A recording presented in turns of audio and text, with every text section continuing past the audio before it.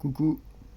La loi de l'attraction, souvent présentée comme une philosophie selon laquelle les pensées positives attirent des événements positifs dans la vie d'une personne et vice-versa pour les pensées négatives, c'est considéré par certains et c'est sûrement un attrape-pigeon pour plusieurs raisons.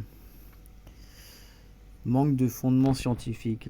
La loi de l'attraction repose sur des principes qui ne sont pas étayés par des preuves scientifiques solides. Elle est souvent critiquée pour son manque de rigueur et d'objectivité. Simplification excessive.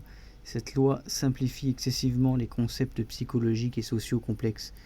Elle réduit le succès ou l'échec à la seule qualité des pensées, ignorant d'autres facteurs comme l'environnement, les circonstances socio-économiques et le hasard surtout. Victimisation. La loi de l'attraction peut impliquer que ceux qui vivent des situations difficiles ou qui souffrent de malheur sont responsables de leur propre sort en raison de leurs pensées négatives. Cette idée peut être non seulement fausse, mais également nuisible et dévalorisante.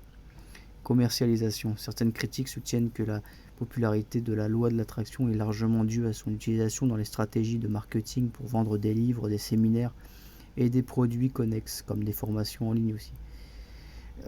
Cette commercialisation peut parfois être perçue comme une exploitation des espoirs et des désirs des gens, et surtout des gens qui ont des difficultés. Fausse promesse.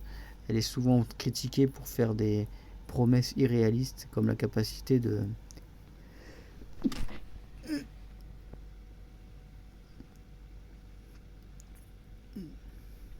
manifester la richesse, la santé ou le bonheur simplement par la pensée sans action concrète. Il est important de noter que malgré ces critiques, certaines personnes trouvent de la valeur dans la loi de l'attraction comme outil de motivation personnelle ou de développement personnel. Oui, j'aurais envie de penser que c'est un peu comme l'effet placebo, hein. Et il suffit d'y croire, quoi. Hein, comme l'acupuncture, toutes les médecines pseudosciences, quoi. Cependant, son efficacité et sa validité restent un sujet de débat.